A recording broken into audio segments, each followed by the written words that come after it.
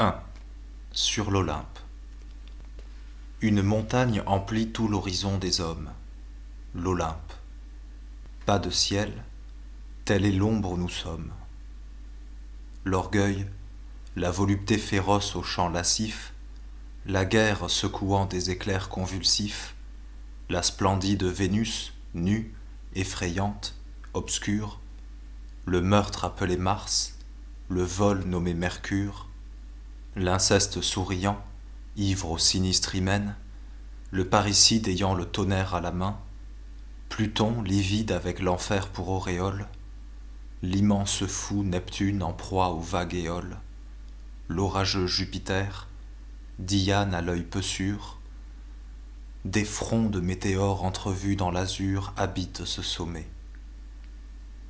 Et tout ce que l'augure, le Flamine, imagine, invente, se figure, et vénère à Corinthe, à Syène, à Paphos, tout le vrai des autels qui dans la tombe est faux, l'oppression, la soif du sang, l'âpre carnage, l'impudeur qui survit à la guerre et surnage, l'extermination des enfants de Japhée, toute la quantité de crimes et de forfaits que de noms révérés la religion nomme, et que peut dans la nuit d'un temple adorer l'homme, sur ce fait fatal que l'aube éclaire en vain, rayonne, et tout le mal possible est là, divin.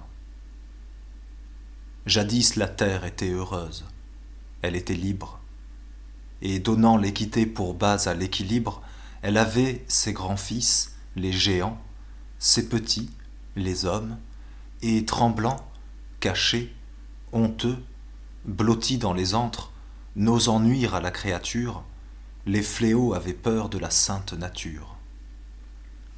Les temps étaient sans peste, et la mer sans autan.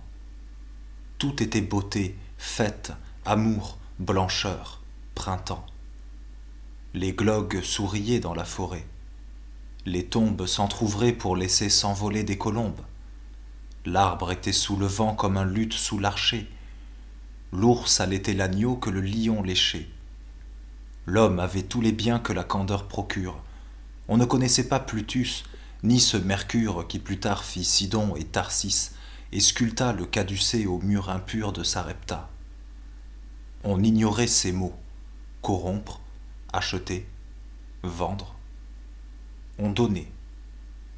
Jour sacré, jour de ré et d'évendre, l'homme était fleur, l'aurore était sur les berceaux. Hélas, au lait coulant dans les champs par ruisseaux a succédé le vin d'où sortent les orgies. Les hommes maintenant ont des tables rougies, le lait les faisait bons et le vin les rend fous. Attrés et ivres auprès de Tieste en courroux, les centaures, prenant les femmes sur leur croupe, frappent l'homme, et l'horreur tragique est dans les coupes. Ô beau jour passé, terre amante, ciel époux, ô que le tremblement des branches était doux, les cyclopes jouaient de la flûte dans l'ombre. La terre est aujourd'hui comme un radeau qui sombre. Les dieux, ses parvenus, règnent et, seuls debout, composent leur grandeur de la chute de tout. Leur banquet resplendit sur la terre et la femme. Ils dévorent l'amour, l'âme, la chair, la femme, le bien, le mal, le faux, le vrai, l'immensité. Ils sont hideux au fond de la sérénité. Quel festin! Comme ils sont contents, comme ils s'entourent de vertiges, de feu, d'ombre, comme ils savourent la gloire d'être grands, d'être Dieu, d'être seuls, comme ils raillent les vieux géants dans leur linceul. Toutes les vérités premières sont tuées. Les heures qui ne sont que des prostituées viennent chanter chez eux, montrant de vil appât, leur offrant l'avenir sacré qu'elles n'ont pas.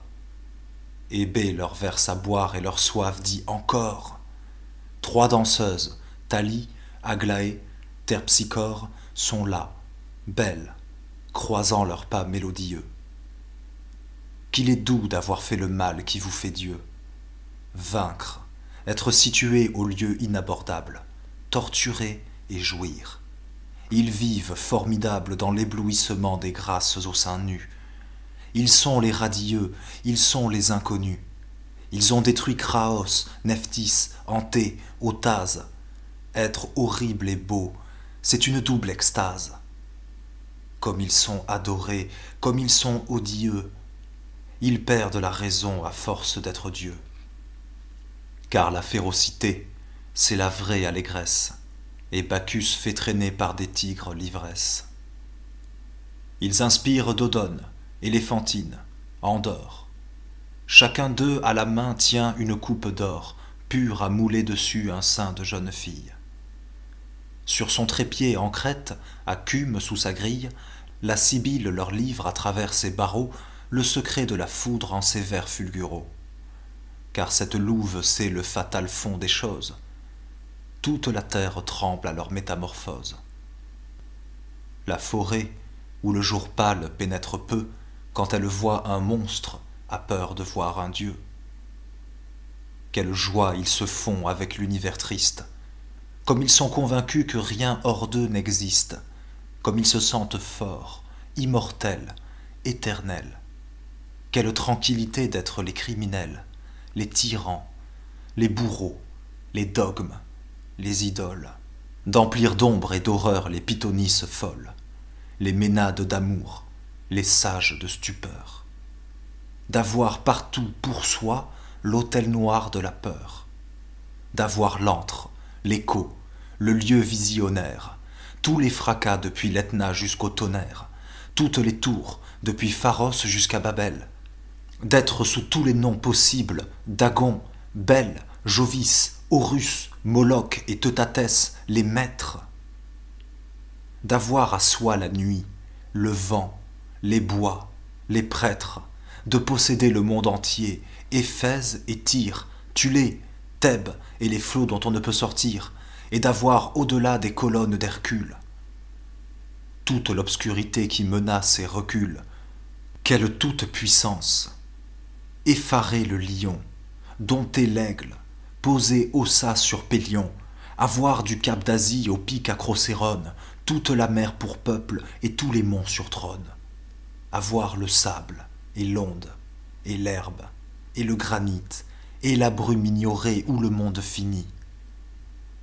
En bas, le tremblement des flèches dans les cibles, le passage orageux des meutes invisibles, le roulement des chars, le pas des légions, le bruit lugubre fait par les religions, d'étranges voix sortant d'une sombre ouverture, l'obscur rugissement de l'immense nature réalise, au pied de l'Olympe inclément, on ne sait quel sinistre anéantissement. Et la terre, où la vie indistincte végète, sous ce groupe idéal et monstrueux qui jette les fléaux, à la fois moissonneur et semeur, n'est rien qu'une nuée où flotte une rumeur. Par moments, le nuage autour du mont s'entr'ouvre. Alors on aperçoit sur ces êtres, que couvre un divin flamboiement brusquement éclairci, des rejaillissements de rayons, comme si l'on avait écrasé sur eux de la lumière. Puis le hautain sommet rentre en son ombre altière, et l'on ne voit plus rien que les sanglants autels. Seulement on entend rire les immortels. Et les hommes? Que font les hommes? Ils frissonnent. Les clairons dans les camps et dans les temples sonnent. L'encens et les bûchers fument, et le destin du fond de l'ombre immense écrase tout, lointain. Et les blêmes vivants passent, larves, pygmées.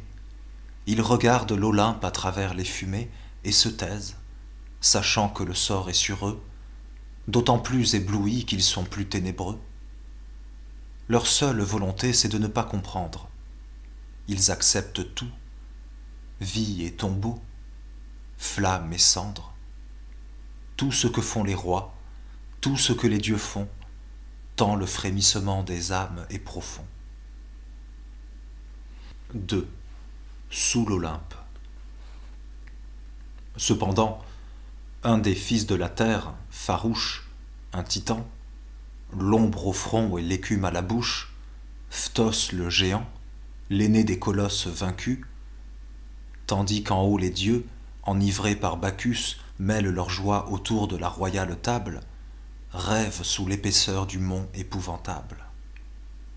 Les maîtres, sous l'Olympe, ont dans un souterrain jeté Phthos, l'ont lié d'une corde d'airain, puis l'ont laissé là, car la victoire heureuse oublie et chante. Et Phthos médite. Il sonde, il creuse, il fouille le passé, l'avenir, le néant. Oh, quand on est vaincu, c'est dur d'être géant. Un nain n'a pas la honte, ayant la petitesse.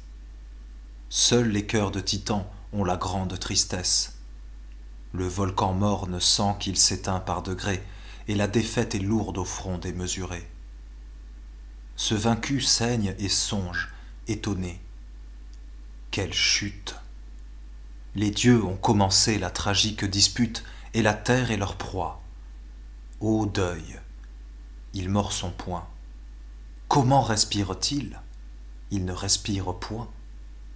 Son corps vaste est blessé partout comme une cible. Le câble que Vulcain fit en bronze flexible le serre, et son cou râle, étreint d'un nœud d'airain.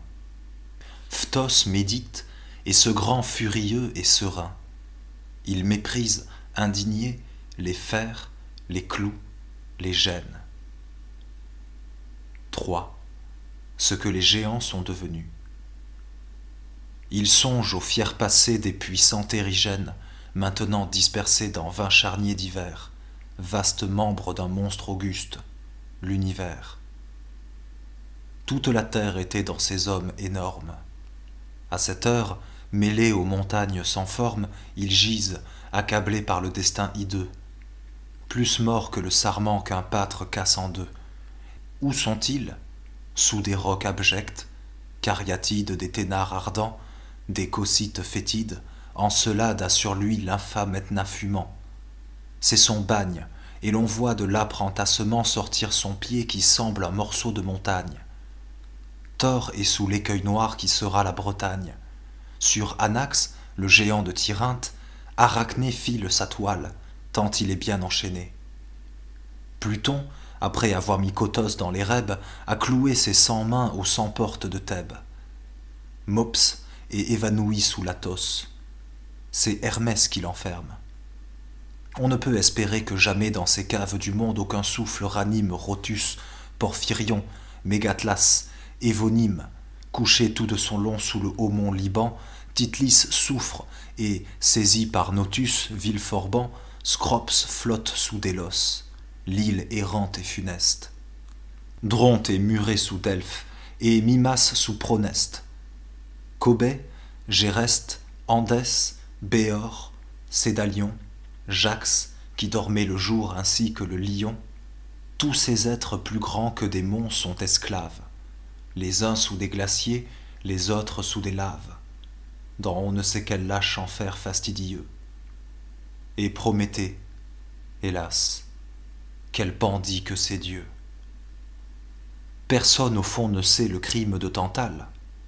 Pour avoir entrevu la baigneuse fatale, Actéon fuit dans l'ombre. Et qu'a fait Adonis? Que de héros brisés, que d'innocents punis. Phthos repasse en son cœur l'affreux sort de ses frères. Star, dans Lesbos, subit l'affront des stécoraires. Cerbère garde Éphlops. Parmi les clercs frappés, sur qui rampe en enfer la chenille campée. C'est sur Mégarios que le mont Ida pèse. Dars endure le choc des flots que rien n'apaise.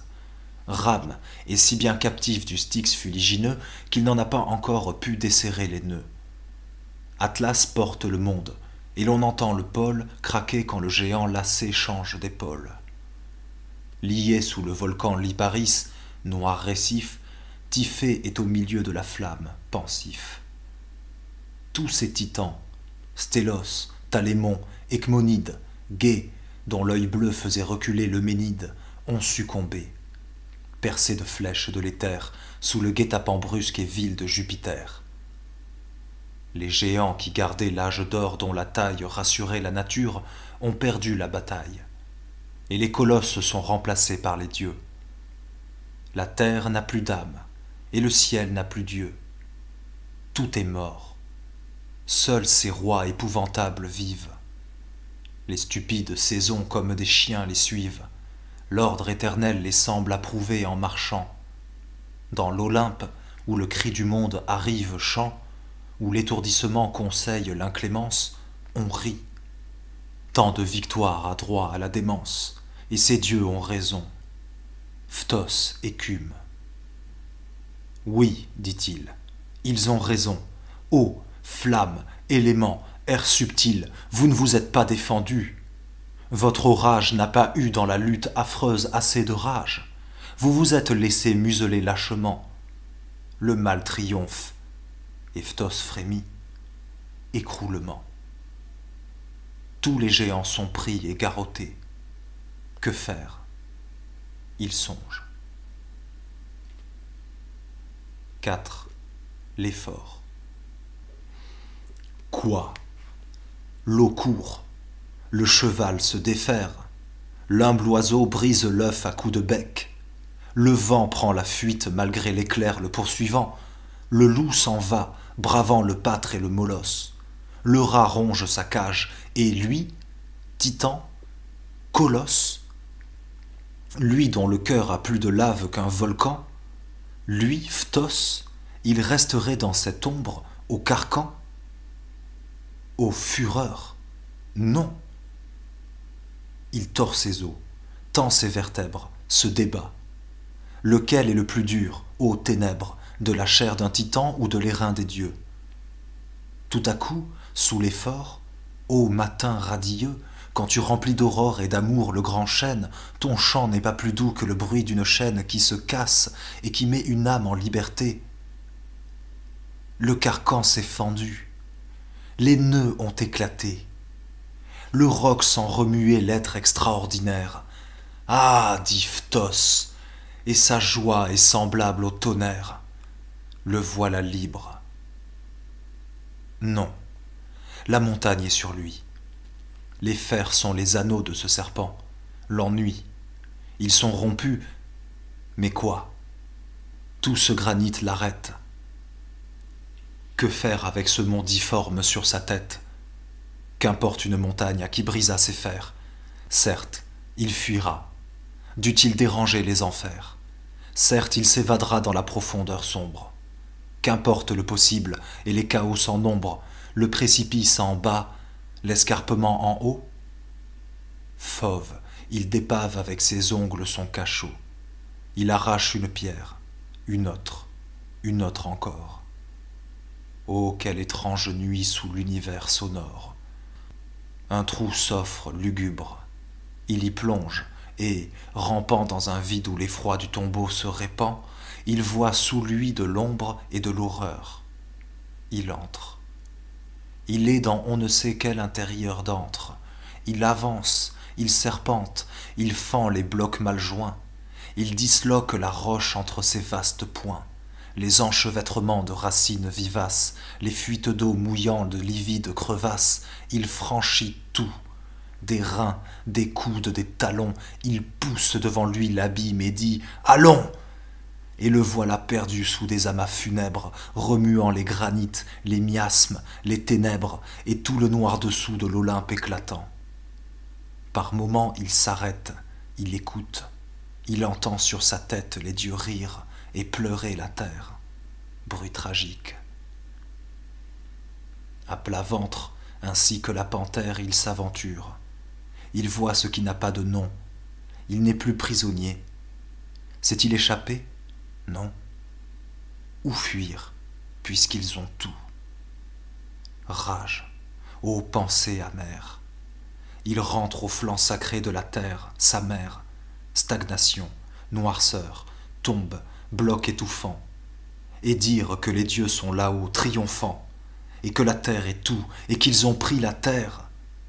L'ombre même lui semble hostile et réfractaire. Mourir, il ne le peut.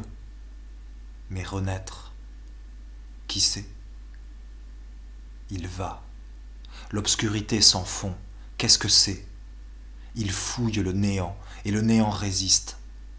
Parfois, un flamboiement plus noir que la nuit triste, derrière une cloison de fournaise apparaît. Le titan continue. Il se tient en arrêt, guette, sape, reprend, creuse, invente sa route et fuit, sans que le monde qu'il a sur lui s'en doute, les Olympes n'ayant conscience de rien. 5. Le dedans de la terre. Pas un rayon de jour. Nul souffle aérien. Des fentes dans la nuit, il rampe.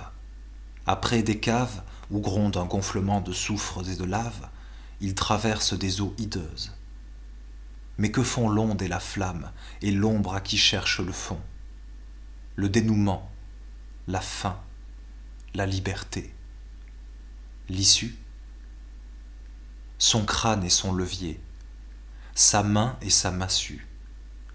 Plongeur de l'ignoré, crispant ses bras noueux, il écarte des tas d'obstacles monstrueux, il perce du chaos les pâles casemates, il est couvert de sang, de fange, de stigmates. Comme ainsi formidable il plairait à Vénus. La pierre âpre et cruelle écorche ses flancs nus, et sur son corps, criblé par l'éclair sanguinaire, rouvre la cicatrice énorme du tonnerre. Glissement colossal sous l'amoncellement de la nuit, du granit affreux, de l'élément. L'eau le glace, le feu le mord, l'ombre l'accable. Mais l'évasillon, fier, indigné, implacable, l'entraîne. Et que peut-il craindre, étant foudroyé? Il va, râlant, grinçant, luttant, saignant, ployé. Il se fraye un chemin tortueux, tourne, tombe, s'enfonce. Et l'on dirait un ver trouant la tombe. Il tend l'oreille au bruit qui va s'affaiblissant, s'enivre de la chute et du gouffre, et descend. Il entend rire, tant la voix des dieux est forte. Il troue, il perce, il fuit. Le puits que, de la sorte, il creuse est effroyable et sombre. Et maintenant ce n'est plus seulement l'Olympe rayonnant que ce fuyard terrible a sur lui, c'est la terre. Tout à coup le bruit cesse, et tout ce qu'il faut taire, il l'aperçoit. La fin de l'être et de l'espoir, l'inhospitalité sinistre du fond noir, le cloaque où plus tard crouleront les Sodomes, le dessous ténébreux des pas de tous les hommes, le silence gardant le secret. Arrêtez. Plus loin n'existe pas. L'ombre de tous côtés. Ce gouffre est devant lui, l'abject, le froid, l'horrible, l'évanouissement misérable et terrible. L'espèce de brouillard que ferait le l'été, cette chose sans nom, l'univers avorté, un vide monstrueux où de l'effroi surnage, l'impossibilité de tourner une page, le suprême feuillet faisant le dernier pli. C'est cela qu'on verrait si l'on voyait l'oubli. Plus bas que les effets et plus bas que les causes, la clôture à laquelle aboutissent les choses, il la touche. Et dans l'ombre, inutile éclaireur, il est à l'endroit morne où tout n'est plus. Terreur. C'est fini. Le titan regarde l'invisible. Se rendre sans avoir épuisé le possible, les colosses n'ont point cette coutume-là. Les géants qu'un amas d'infortune accabla luttent encore. Ils ont un fier reste de rage. La résistance étant ressemblante à l'outrage, plaît aux puissants vaincus. L'aigle mord ses barreaux. Faire au sort violence et l'humeur des héros. Et ce désespoir-là seul est grand et sublime, qui donne un dernier coup de talon à l'abîme. Phthos, comme s'il voulait de ses deux bras ouverts arracher le dernier morceau de l'univers, se baisse, étreint un bloc et l'écarte. 6. La découverte du titan. Ô vertige, ô gouffre, l'effrayant soupirail d'un prodige apparaît. L'aube fait irruption. Le jour, là, dehors, un rayon d'allégresse et d'amour, formidable, aussi pur que l'aurore première, entre dans l'ombre. Et Phthos, devant cette lumière brusque aveu d'on ne sait quel profond firmament, recule, épouvanté par l'éblouissement. Le soupirail est large et la brèche est béante. Phthos y passe son bras, puis sa tête géante. Il regarde. Il croyait, quand sur lui tout croula, voir l'abîme. Eh bien non. L'abîme, le voilà. Phthos est à la fenêtre immense du mystère. Il voit l'autre côté monstrueux de la terre, l'inconnu, ce qu'aucun regard ne vit jamais. Des profondeurs qui sont en même temps sommées, un tas d'astres derrière un gouffre d'empyrée, un océan roulant au pli de ses marées, des flux et des reflux de constellations. Il voit les vérités qui sont les visions, des flots d'azur, des flots de nuit, des flots d'aurore. Quelque chose qui semble une croix météore, des étoiles après des étoiles, des feux après des feux, des cieux, des cieux, des cieux, des cieux. Le géant croyait tout fini, tout recommence. Ce qu'aucune sagesse et pas une démence, pas un être sauvé, pas un être puni ne rêverait. L'abîme absolu, l'infini, il le voit. C'est vivant, et son œil y pénètre. Cela ne peut mourir, et cela n'a pu naître. Cela ne peut s'accroître ou décroître en clarté, toute cette lumière étant l'éternité. Phthos a le tremblement effrayant qui devine, plus d'astres qu'il n'éclot de fleurs dans la ravine, plus de soleil qu'il n'est de fourmis, plus de cieux et de monde à voir que les hommes n'ont Dieu. Ces blancheurs sont des lacs de rayons, ces nuées sont des créations sans fin continuées. Là, plus de rives, plus de bords, plus d'horizon. Dans l'étendue où rien ne marque les saisons, où luisent les azurs, où les chaos sanglotent, des millions d'enfers et de paradis flottent, éclairant de leurs feux lugubres ou charmants d'autres humanités sous d'autres firmaments. Où cela cesse-t-il? Cela n'a pas de terme. Quel Styx étreint ce ciel? Aucun. Quel mur l'enferme? Aucun. Globe, soleil, lune, sphère, forêt, l'impossible à travers l'évident transparaît. C'est le point fait soleil, c'est l'astre fait atome, tant de réalité que tout devient fantôme, tout un univers spectre apparu brusquement. Un globe est une bulle, un siècle est un moment, monde sur monde, l'un par l'autre ils se limitent. Des sphères restent là, fixes, d'autres imitent l'évanouissement des passants inconnus et s'en vont. Portant tout et par rien soutenu, des foules d'univers s'entrecroisent sans nombre. Point de Calpé pour l'aube et d'Abila pour l'ombre. Des astres errants vont, viennent, portent secours. Ténèbres, clarté, gouffre, et puis après, toujours. Phthos voit l'énigme, il voit le fond, il voit la cime, il sent en lui la joie obscure de l'abîme, il subit, accablé de soleil et de cieux, l'inexprimable horreur des lieux prodigieux. Il regarde, éperdu, le vrai, ce précipice, évidence sans borne, ou fatale, ou propice. Ô stupeur! Il finit par distinguer, au fond de ce gouffre où le jour avec la nuit se fond, à travers l'épaisseur d'une brume éternelle, dans on ne sait quelle ombre énorme, une prunelle. Cependant, sur le haut de l'Olympe, on riait. Les immortels, sereins sur le monde inquillé, resplendissaient, debout dans un brouillard de gloire. Tout à coup, une étrange et haute forme noire surgit en face d'eux, et Vénus dit « Quelqu'un !» C'était Phthos, comme un feu hors du vase à parfum ou comme un flamboiement au-dessus du cratère. Le colosse, en rampant dans l'ombre et sous la terre, s'était fait libre, était sorti de sa prison, et maintenant monté, sinistre, à l'horizon. Il avait traversé tout le dessous du monde. Il avait dans les yeux l'éternité profonde. Il se fit un silence inouï. L'on sentit que ce spectre était grand, car tout devint petit. L'aigle ouvrit son œil fauve où l'âpre éclair palpite, et sembla regarder du côté de la fuite. L'Olympe fut noirci par l'ombre du géant. Jupiter se dressa, pâle sur son séant. Le dur Vulcain cessa de battre son enclume qui sonna si souvent, dans sa forge qui fume, sur les fers des vaincus lorsqu'il les écrouait.